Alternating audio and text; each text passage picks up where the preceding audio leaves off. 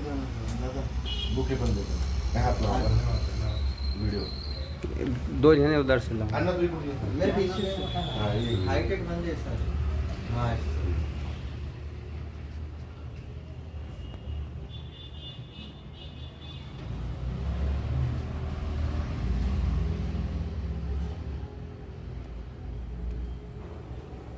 Okay thank you sir. स्वागत है जी आपका अमन के शहर औरंगाबाद में। ये औरंगाबाद शहर वो शहर है जो सूफी संतों के लिए जाने माने जाता, लेकिन 1988 में 1973 में ऐसी दंगला पहले हुई थी, फिर एक बार राजा बाजार में भी हुआ था। अब जो है औरंगाबाद शहर में पिछले महीने रामनवमी के दिन राम मंदिर के पास एक छोटी मोटी दंगल हुई, जिसके कारण जो है तो औरंगाबाद शहर की पूरी फिजा खराब हुई, जिसके अंदर पुलिस ने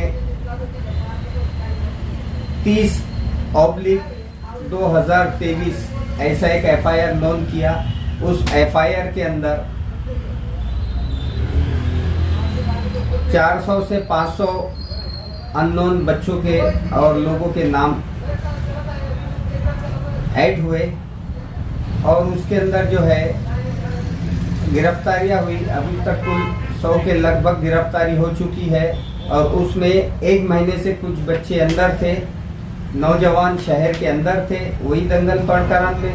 उसमें सबसे पहली बेल पिटीशन फाइल करने वाले एडवोकेट विष्णु खनके साहब के हम कार्यालय पे आए और हमारे साथ में अयाज दुर्रानी जो एक सामाजिक कार्यकर्ता है, हर समाज जाति के लिए धड़पड़ करते हैं। तो आइए कल एडवोकेट खनके साहब ने राम मंदिर किराड़पुरा राम मंदिर प्रकरण में सबसे पहले बेल दाखिल करे और सबसे पहले वो बेल अर्ज के ऊपर ऑर्डर लिए और वो बेगुनाह बच्चे को छुड़ाए। वही एडवोकेट खनके के पहले आर्गुमेंट, उनके बाद दूसरे और आर्गुमेंट थे, उसके बाद एडवोकेट अभय भोसले थे, अभय भोसले के बाद और भी बहुत सारे वकीलों ने आर्गुमेंट करे, जिसमें से 9 लोगों को कोर्ट ने बेल दी। तो आइए आज हम उसी सबसे पहले महान वकील, मेरी नज़र में तो महान है, क्योंकि 1 नहीं 2 नहीं 3 नहीं 4 नहीं 13 कलम, और 13 कलम ऐसी है सरकारी काम में अड़थड़ा 307, 313 और 353 और भी अनेक ऐसी 13 कलमें हैं टोटल। उसके अंदर एडवोकेट खनके साहब ने बेल करे। तो हम एडवोकेट खनके साहब का अपने चैनल पे फिर से दोबारा स्वागत करते हैं और उनको मुबारकबाद देते हैं। आइए जानते हैं एडवोकेट खनके साहब से। सर स्वागत है आपका अमन वार्ता न्यूज़ 92 में। तो सर सबसे पहले जिस तरह आपने पिछले इंटरव्यू में हमारे को इंटरव्यू दिए थे और बोले थे फिक्र नहीं करना, मैं 101% बेल करूंगा, तो सर आपने जैसा बोले उसी तरह 101% बेल कराए। तो सर आप उसके ताल्लुक से और क्या बोलना चाहेंगे, बोलिए जरा अमन वार्ता के चैनल पे। सबसे पहले अमन वार्ता न्यूज़ 92 कादरी साहब का मैं शुक्रिया अदा करना चाहता हूँ। उन्होंने शुरू से मतलब जब से बेल पिटीशन फाइल करा था उस वक्त से आज तक कंटिन्यूअस इस न्यूज़ का फॉलोअप किया है, इसको कवर किया है और करीब 5 से 6 बार कंटिन्यूअसली कोर्ट में उसका फॉलोअप किया। जब हियरिंग थी तब सभी वकीलों को मेरे साथ, मुझे भी और बाकी सब वकीलों को उसका भी न्यूज़ का फॉलोअप लिया। हर टाइम पूछताछ करते रहे और जो मैं अभी जो बेल पिटीशन मैंने फाइल करा था, सबसे पहले हमारा फाइल हुआ था बरकत शौकत शेख का, जो अलग अलग बहुत सारे कलम इसमें लगाए हुए हैं। IPC के है, prevention of damages public property act है, उसके बाद महाराष्ट्र पुलिस एक्ट है और इसके साथ साथ सबसे बड़ा कलम जो था वो 307 का जो सेक्शन लगाया गया था। हमने शुरू से कहा था, जब से बेल पिटीशन 10 तारीख को फाइल करा था, 30 तारीख को जो है 30 मार्च को जो है जो हमारा जो पिटिशनर था बरकत, उसको पुलिस ने अरेस्ट करा था। 3 तारीख तक वो MCR में था और हमने बेल पिटीशन दाखिल करने के बाद अभी जो कल 29 तारीख थी उस वक्त तक ये लोग जेल में थे। हमने बेल पिटीशन फाइल करा, उसके बाद से वगैरह आने में काफ़ी टाइम गया पुलिस का, इसलिए इतना टाइम गया। उसके बाद इसमें हियरिंग हुई, हमने कोर्ट के सामने ये सब बातें रखी थी। ये बेगुनाह बच्चे हैं जिनका ये क्राइम से कोई संबंध नहीं है। जो 400 से 500 लोग हैं उसके बारे में पुलिस सही तरीके से तफ्तीश करे, इन्वेस्टिगेशन करे, उन तक पहुँचे। लेकिन जो लोग जिनको गिरफ्तार किया, अरेस्ट किया था, उनका कोई संबंध नहीं था क्राइम से, ऐसा हमने हमारी बात रखी थी। उसके बाद उनका कोई पिछला रिकॉर्ड नहीं है ऐसा कि भाई क्रिमिनल है, रिकॉर्ड के ऊपर कुछ पहले से 10-15 गुने दाखिल है वगैरह वगैरह, ऐसी कोई बात नहीं थी। ये सब बातें हमने कोर्ट के सामने रखी।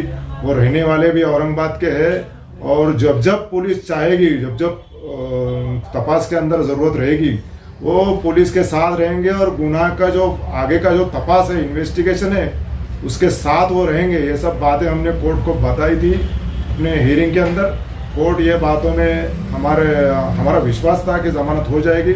उस तरीके से हमको 29 तारीख को जो है कोर्ट ने ज़मानत की अर्जी हमारी मंजूर की। सिर्फ हमारे ये बरकत की ही नहीं, इसके साथ साथ 9 लोगों का जो है वो अर्ज कोर्ट ने हमारा मंजूर किया है। तो सर एक बात सर, ईद के बाद फिर ईद हुई, ईद के बाद फिर ईद हुई। तो सर जो लोग जिन बेगुनाह जो थे, आज आपका एक क्लाइंट है, उसके जो घर वाले जिस तरह ईद के टाइम आपको आके बोलते थे और जिस तरह तड़पते थे उसके बच्चे के लिए, वो बंदे के लिए, वो घर का एक मेंबर के लिए, तो सर अब वो छूट गए तो अब वो ईद का कैसा मंजर रहेगा? सही बात है, एकदम सही बात कहा आपने। ईद जो है, जो रमज़ान का जो महीना रहता है, वो पूरा पवित्र महीना रहता है। हर आदमी को लगता है कि अपने घर का आदमी घर पे रहे। लेकिन जो हादसा हुआ उसके बाद वो 30 तारीख को ही अरेस्ट हो गए। करीब करीब मेरे ख्याल से 22 तारीख को रमज़ान शुरू हुआ था, 22 मार्च को, और ये 8 ही दिन हुए थे ये सब बातें हुई। तो उस दिन से घर के हर एक आदमी लोग लग रहा था कि वो छूटकर बाहर आए। लेकिन सिचुएशन कुछ ऐसी हुई कि ईद तक वो बच्चे छूटे नहीं। और जो जिस दिन अभी कोर्ट ने ज़मानत की है, सही मायने में ईद तो तब है जिस दिन वो घर पर आएंगे। मंगलवार के दिन जो है बाकी प्रोसीजर पूरा हो जाएगा। 2 दिन की छुट्टी है आज और कल की, तो बाकी चीज़ें जो है, जो कंप्लायंस बोलते हैं उसको, ज़मानत का जो पूर्तता रहती है, वो मंगल के दिन पूरी हो जाएगी और उस मंगल के दिन वो बाहर आएंगे। सही मायने में घर वालों के लिए और बाकी लोगों के लिए भी जो ईद रहेगी वो तो मंगल के दिन ही रहेगी। ठीक है सर, ईद में ईद, मंगल के दिन जो जो राम मंदिर प्रकरण में जेल में थे उनकी ईद बुध के दिन होंगी। मंगल के दिन कोर्ट खुलेगा, मंगल के दिन प्रोसीजर हुआ, बुध के दिन तक वो उनके घरों पे आएंगे, उसी दिन आएंगे। हाँ, उसी दिन आएंगे। ठीक है, तो सर आपको कैसा लगा और आपने क्या महसूस करा वो बेल की? तो सर सबसे पहला चैलेंज आपके सामने ये था। मेरे बोलने का मतलब समझिए सर, मैं क्या बोलना चाह रहा हूँ। आपको क्या लगा और आपने कैसा महसूस किया कि जब आपकी पिटीशन अलाउ हुई? क्योंकि सर सबसे पहला नंबर आपका, आपके बाद आपके ऊपर दूसरों की पूरी नैया टिकी हुई है, पूरी नैया। अब सबका मतलब सबका खांदा आप हो गए, बंदूक दूसरों की मगर खांदा सबका आप है। आपको आपका लड़ते हुए, आपको आपका कंप्लीट करते हुए दूसरों को भी सेफ साइड करके उनका भी काम करना था। तो सर आपको कैसा लगा उसमें और आपको क्या दिक्कत लगा? एकदम सही बात कही आपने। जिस तरह वो क्रिकेट मैच होता है उसके अंदर ओपनिंग में जो बैट्समैन होते हैं उनकी जिम्मेदारी ज़्यादा रहती है, उनको जल्दी आउट भी नहीं होना पड़ता है और नया बॉल उनको फेस करना पड़ता है। उसी तरह ये बेल पिटीशन के अंदर सब बातें रखने का सबसे पहला मौका मुझे था और मुझे मेरी जिम्मेदारी उससे ज़्यादा बड़ी थी, क्योंकि मेरे ऊपर 9 लोगों के जमानत की बात बाकी थी। बाकी 9 लोगों का हियरिंग मेरे बाद होने वाला था और इस वजह से मेरी जिम्मेदारी उसमें ज़्यादा बढ़ने वाली थी। इसलिए मुझे एफआईआर का जो एफआईआर रहता उसको ध्यान में रखते हुए और जो अपना पिटीशन है उसको ध्यान में रखते हुए, बाकी 9 लोगों की बात ध्यान में रखते हुए सबसे ज़्यादा मेरी जिम्मेदारी थी जो सबसे पहले मुझे कोर्ट को बताना पड़ी थी और मेरे बाद बाकी लोगों की हियरिंग थी। इसलिए मेरा जो दिल का धड़कन है वो ज़्यादा बढ़ा हुआ था, क्योंकि मेरे ऊपर बाकी लोगों की बात रखने वाले थे वो बाकी लोग, इसलिए मेरी जिम्मेदारी भी उसमें ज़्यादा थी। वो सब बातें ध्यान में रखते हुए मुझे अपनी हियरिंग करनी पड़ी। तो सर जिस तरह से फिर आपने आपकी हेयरिंग कर दिए, दूसरे एडवोकेट्स ने उनकी हेयरिंग कर दिए, तो सर जब रिजल्ट आया कि आपकी बेल एप्लीकेशन अलाउ हुई, तो सर आपको कैसा लगा था? जी मुझे बहुत बहुत ज़्यादा खुश हुआ मैं हद से ज़्यादा खुश हुआ, क्योंकि एक मेरे बेल पिटिशन की वजह से बाकी लोगों की भी बेल पिटिशन, मैं ऐसा तो नहीं कहूँगा मेरी वजह से उनकी हुई, जाहिर है कि उन्होंने उनकी बात रखी, वो वकीलों ने, मैंने मेरी रखी, लेकिन जिम्मेदारी मेरा पहला पिटिशन होने की वजह से मेरी ज़्यादा थी और मुझे हद से ज़्यादा खुशी हुई। मुझे बहुत ही अच्छा लगा, क्योंकि सही मायने में अभी वो बच्चा बाहर आएगा तो ईद जो मनेगी वो उसी दिन मनेगी, मंगल के दिन, और सही मायने में मुझे बहुत ही अच्छा लगा। तो इसके अंदर आप, मैं सामाजिक कार्यकर्ता जो समाज सेवक कई वर्षों से समाज सेवा कर रहे हैं, हमारे दुरानी साहब, अयाज दुरानी साहब, तो अयाज दुरानी साहब आपको कैसा लगा और आपका क्या बोलना है? सबसे पहले अस्सलाम वालेकुम।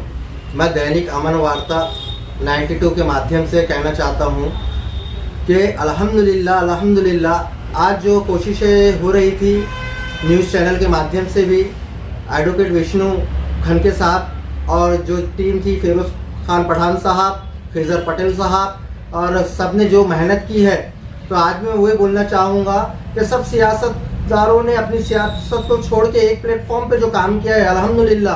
अफसर खान साहब ने जो रोड से लेके जेल तक, मुस्तफ़ा खान ने जो जेल कोर्ट से लेके सब जमीयतुल उलमा के साथ में जो काम किया बच्चों के लिए, तो मैं सबका शहरवासियों का तहे दिल से शुक्रगुजार हूँ, जिन्होंने एडवोकेट विष्णु साहब के और दूसरे जितने भी एडवोकेट हैं इनके लिए दुआएं की, और आज अल्हम्दुलिल्लाह वो बच्चे को सभी को बेल मिल गई और आगे भी चल के बच्चों को बेल मिल जाएंगी। दुआ की दरख्वास्त, अल्लाह हाफिज़। तो जिसमें खनके साहब, अब ये बेल मंजूर हो गई, अभी और भी कुछ आरोपी अंदर है, जेल के अंदर है, तो उनके लिए ये बेल से क्या फर्क पड़ने वाला है और उनकी बेल के हमवार, मतलब उसकी राह कैसी आसान होंगी, जरा इसके ताल्लुक से भी कुछ गाइडलाइंस कीजिए सर, क्योंकि और भी आज ये 9 बच्चे के अलावा और भी बहुत सारे लोग जो अंदर परेशान हाल है, उनके वो बच्चे वो तो अंदर है, मगर उनकी जो फैमिली जो बाहर परेशान है सर, उनके फैमिली के लिए आप आगे का रास्ता कैसा बताएंगे, या कोई आपसे अगर आके मिलना चाहता कि आप सर आप कराओ, तो उस ताल्लुक से आपका क्या बोलना है और आप उसके अंदर कैसा गाइडलाइंस करेंगे, अगर नहीं भी आया तो सर उसके बारे में जरा बताइए। नहीं, अभी तक जो कोर्ट के सामने बेल की अर्जी आई थी, जितने भी 65 लोग गिरफ्तार है, उसमें से 9 लोगों की बेल की अर्जी कोर्ट के सामने आई थी। वो पूरे 9 लोगों की बेल की अर्जी जो है कोर्ट ने ग्रांट कर दिया है, उनका बेल जमानत जो है मंजूर किया है। अब जो लोग जेल में है, उन्होंने उनके जो भी रिश्तेदार है, वकील है, उनके थ्रू कोर्ट के अंदर बेल का जमानत का अर्जी दाखिल करना चाहिए। और मुझे यकीन है जो कोर्ट ने 9 लोगों के बारे में जो अपना नज़रिया बताया, उनको जो जमानत मंजूर की, तो जाहिर है कि जो बचे हुए लोग हैं उनकी भी जमानत मंजूर हो जाएगी। तो उन्होंने उस हिसाब से कोर्ट के अंदर उनके रिश्तेदारों के थ्रू जो प्रोसीजर है उस हिसाब से कोर्ट के अंदर जमानत की अर्जी डालनी चाहिए, तुरंत डालनी चाहिए। अभी 2 दिन की छुट्टी है, वो मंगल के दिन से अगर वो डालेंगे तो जल्द से जल्द बाकी लोग भी बाहर आ जाएंगे, मुझे यकीन है। ठीक है, तो मैं हूँ मुमताज़ कादरी और आप देख रहे हैं अमन वार्ता न्यूज़ 92। जय हिंद, जय महाराष्ट्र।